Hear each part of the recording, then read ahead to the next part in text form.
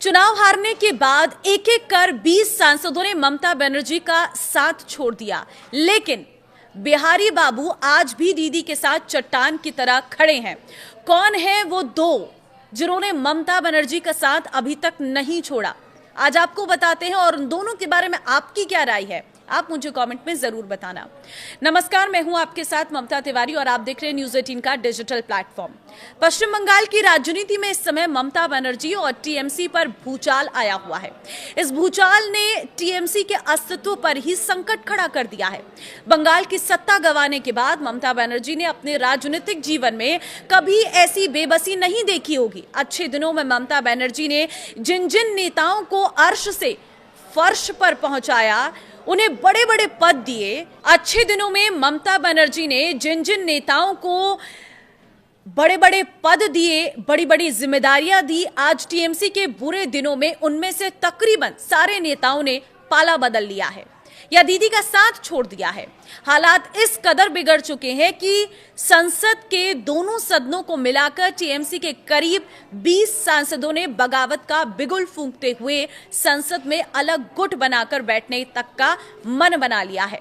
लेकिन टीएमसी के इस दुख की घड़ी में दो बिहारी सांसद आज भी चट्टान की तरह ममता के साथ खड़े हैं। टीएमसी के सबसे बड़े और खौफनाक बिखराव के बीच ममता बनर्जी के लिए सबसे बड़ी राहत और हौसले की खबर बिहार से आने वाले दो दिग्गज नेताओं की तरफ से आई है, शत्रुघ्न सिन्हा और पूर्व क्रिकेटर कीर्ति झा आजाद। आज भी ममता बनर्जी के पीछे चट्टान की तरह मजबूती से खड़े हैं। जहां बंगाल के अपने सिपह सलाहकार दीदी को अकेले छोड़ रहे हैं, वहीं बिहार के इन दो दिग्गजों ने यह साबित कर दिया है कि वे केवल सत्ता के सुख में नहीं बल्कि संकट के इस दौर में, सबसे बुरे दौर में दीदी के सच्चे और वफादार सिपाही हैं।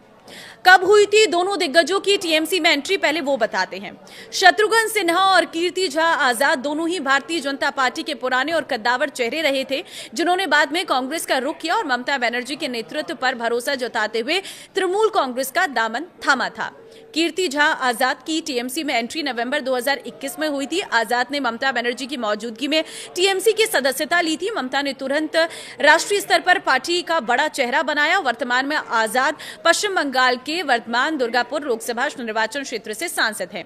शत्रुघ्न सिन्हा की एंट्री हुई थी मार्च 2022 में टीएमसी में। बॉलीवुड के दिग्गज अभिनेता हैं और पूर्व केंद्रीय मंत्री बिहारी बाबू शत्रुघ्न सिन्हा बाद में आसनसोल से टीएमसी के सांसद चुने गए। ममता बनर्जी ने साल 2022 के उपचुनाव में आसनसोल लोकसभा सीट से उतारकर बंगाल की राजनीति में स्थापित किया। साल 2024 के लोकसभा चुनाव में भी वो जीते हैं। ममता बनर्जी ने इन दोनों बाहरी गैर बंगाली नेताओं को पार्टी के भीतर जो सम्मान और राजनीतिक तरजीह दी है, उसकी मिसाल बंगाल की राजनीति में कम ही मिलती है। ममता बनर्जी ने न केवल इन दोनों नेताओं को चुनावी मैदान में उतारा, बल्कि बंगाली अस्मिता की राजनीति के दौर में भी इन्हें बाहरी होने के तमगे से बचाया। शत्रुघ्न सिन्हा को आसनसोल जैसी बड़ी और हिंदी भाषी बहुल सीट से टिकट दिया, जहां उन्होंने रिकॉर्ड मतों से जीत दर्ज की। वहीं कीर्ति झा आजाद को भी पार्टी के भीतर राष्ट्रीय प्रवक्ता और थिंक टैंक के रूप में बड़ी जिम्मेदारी दी गई। मौजूदा समय में जब संसद में टीएमसी के 20 सांसदों के बागी रुख अख्तियार करने और अलग बैठने की बातें चल रही हैं, तब भी शत्रुघ्न सिन्हा और कीर्ति आजाद ने स्पष्ट कर दिया है कि वो ममता बनर्जी के साथ किसी भी परिस्थिति में विश्वासघात नहीं करेंगे। बिहार के एक वरिष्ठ पत्रकार कहते हैं कि राजनीति में वफादारी की कीमत तब पता चलती है जब नाव डूब रही हो। बंगाल के स्थानीय नेता और सांसद भले ही अपने राजनीतिक भविष्य को सुरक्षित करने के लिए बागी गुट या सत्ता पक्ष के दरवाजे खटखटा रहे हैं, लेकिन बिहार के इन दोनों नेताओं ने साफ कर दिया है कि वे ममता बनर्जी के नेतृत्व के प्रति पूरी तरह से प्रतिबद्ध है। वे बगावत का हिस्सा नहीं बनेंगे। ये कदम दिखाता है कि इन दोनों दिग्गजों के लिए नैतिक मूल्य और ममता दीदी का पुराना सम्मान के साथ बिहारी होने पर गर्व और तात्कालिक राजनीतिक लाभ से कहीं बढ़कर है। अपनों की बगावत और दिल्ली में इंडिया गठबंधन के दबाव के बीच बिहार के इन दो कद्दावर नेताओं की अडीग वफादारी ममता बनर्जी के लिए इस डूबते दौर में संजीवनी बूटी जैसा काम कर रही है। ये साफ है कि आने वाले दिनों में जब टीएमसी को नए सिरे से खुद को खड़ा करना होगा, तब बिहार के ये दो बिहारी बाबू ममता बनर्जी के राष्ट्रीय अभियान के सबसे मजबूत और भरोसेमंद स्तंभ साबित होंगे। आपको क्या लगता है? अपनी राय जरूर दें, इस वीडियो को शेयर कर दें। नमस्कार।